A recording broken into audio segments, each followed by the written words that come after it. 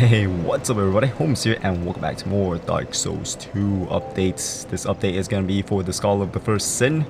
And yeah, this is going to be for those of you guys that want to just stick with your old copy and then, you know, still get the new stuff from the Skull of the First Sin. Or, well, if you buy the game, the patches and stuff will already be installed obviously. So there's that. So this patch is mostly for people who already own the game and just want to upgrade.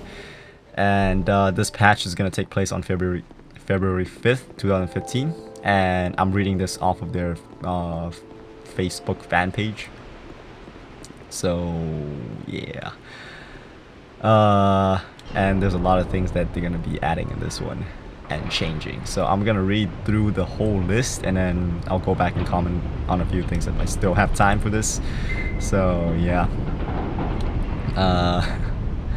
Alright, so let's start off with the new character they're gonna add in the Skull of the First Sin, and they're gonna add item description texts. If you enter the Covenant of Champions, this will allow enemies to continue respawning after being defeated. So if you're in this covenant, then you know the 15 kill thing and then they stop respawning thing will not apply anymore. And choosing to enter the Covenant of Champions will now cause enemies to inflict more damage to the player. Now, I don't know if this is more like they'll add more damage from the enemy, and then they'll do more damage to you if you're in the Covenant now, or they just never did that and then they're choosing to add that in now. I'm not really sure what's going on, what that meant. Players will gain access to a new item, the Agate Ring. When players equip their new ring, souls collected from kills during online play will be absorbed by the ring rather than the player. So this is gonna be good for you guys that like PvP, and I'm pretty sure someone's gonna set like a limit to the soul memory that you're gonna want to have for PvP. Pretty sure that's gonna happen. Increased effect of rusted coin. All stones now drop more often. Bonfire warp selection screen will now highlight the top 3 areas where players will have the best chance to connect with other players online. Very good for PvP right there and other co-op stuff. White phantoms will remain in other players' world for a longer period of time. Good for co-op, bad for PvP because of those gankers. White phantoms will no longer return to their world if time runs out during the boss battle. Players on their first playthrough can now match with other players on second playthrough or beyond. So people from NG can now co-op with people down NG Plus and beyond. This is good and bad because you can also get invaded people from NG Plus. So if you're playing through a game on NG and you don't want to get invaded or have a tough time, I suggest you play online. I mean offline, not online. Online's gonna be tough. Yeah, because of that, the ring that's gonna absorb souls. Made it easy for players to match online in general, so there's gonna a better chance to connect with other people online now. Made it so that invading players cannot use items which invites more enemy. I don't know if this means normal enemies or like you invite more dark spirits or something like that. Npc Conversation Texts are now displayed more than online notes. Players may now choose to cancel out of the effect of the human effigy at the bonfire. When a player cannot take part in online due to the effect of human effigy, now you can still write signs. So even though if you're using the human effigy on a bonfire, you can still write signs now. But you cannot summon people during the period of time, so yeah, that still applies. The Emanation spell now affects normal enemies. The Hush spell is now more effective on normal enemies. Load times shorten on the PS3. Awesome! Because I remember the load time takes forever to load from like places to places. That was crazy. Calibrations no longer save each time before the title screen. Fixed issues causing the map name listed on the save data and the actual map name after loading do not match. That was weird. That's never happened to me before, so yeah, some of these glitches I have never encountered, so I didn't even know. When I read it, it's like it's such a surprise to me because I've never seen that before. Made it possible to skip the ending sequence on the second playthrough and beyond, so you don't have to watch the credits and the cutscene stuff like that after you beat the game on NG Plus. Because I remember I had to sit through that, and it's like what, 20 minutes. It was crazy. Remove the blur effect when used when you're using the binoculars.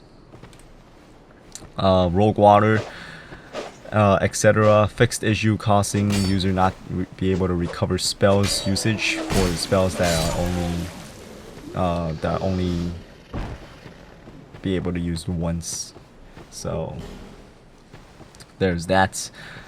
Made all Iron King crown effect function constantly throughout the game. Adjust price for crown of the Ivory King armor, Ivory King gauntlets, and Ivory King leggings. Fixed issues where nearby signs in the Iron Keep was not displayed as intended once the player spoke to Lucatale of Mira in Harvest Valley. Let's see. Correct issues whereby users cannot use bonfire ascetics at undead crypt entrance. Bonfire? Yeah, the bonfire from the undead crypt entrance. Adjust timing for Lycia to become the player's enemy.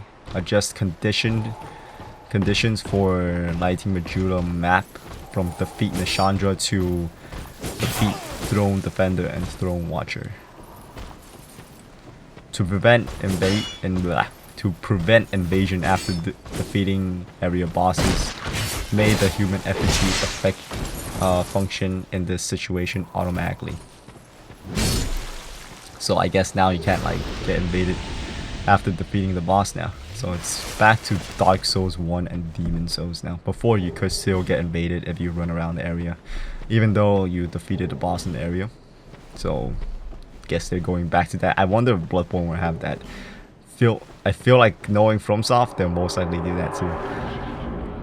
Made it possible to get reward items after defeating area boss, even if your inventory is full at the time. Items will drop in front of the player. I didn't know that. I guess sometimes you don't get reward items if your inventory is full. I didn't know that was even possible. I thought you always get the item. Have I been missing out on items? Oh man.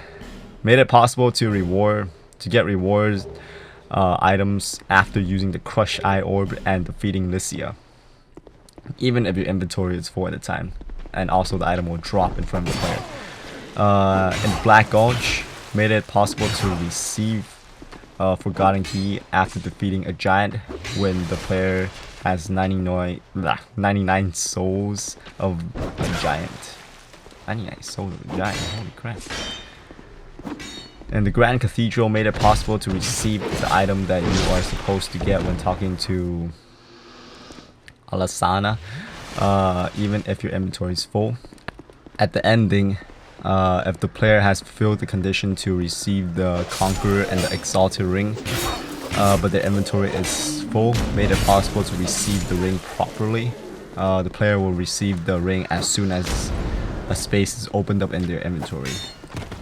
And finally, we got some adjustment to the normal online play, well, rewarding system, whatever. If a host vanquishes an invading Dark Spirit or the Bitter Spirit, you will receive a human effigy. If the host vanquishes the Dark Spirit summoned through the red sign, you'll also receive a human effigy. If a host vanquishes an invading Grey Spirit, such as Bellkeeper, you'll receive one of the following.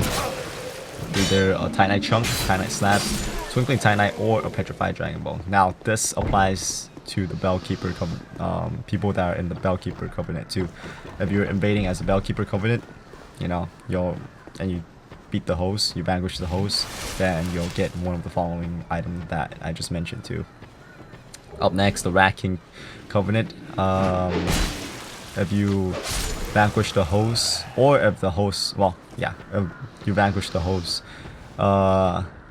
in the Rat King area, add a smooth and silky stone in addition to the Pharaoh's Lockstone. For blue sentinels, vanquishes the dark spirit when someone has help by the way of blue host. Devotion to Covenant +1. Pilgrim of the Dark Covenant, host vanquishes an abyss spirit by, in the Chasm of Old. Added human effigy to bonfire aesthetic. I don't really know what that means. It doesn't sound good though. But anyways, moving on. Brotherhood of Blood, when invading, vanquishes blue sentinels. Someone has help. Devotion to Covenant is +2. And that's gonna wrap it up for this update video. And all this is gonna happen on February 5th, 2015. So look forward to that. And all the stuff I just mentioned is gonna be on the description, and the source that I got it is gonna be in the description too. So yeah, that's it for now. And thank you all for watching, and I'll catch y'all next time. Holmes out.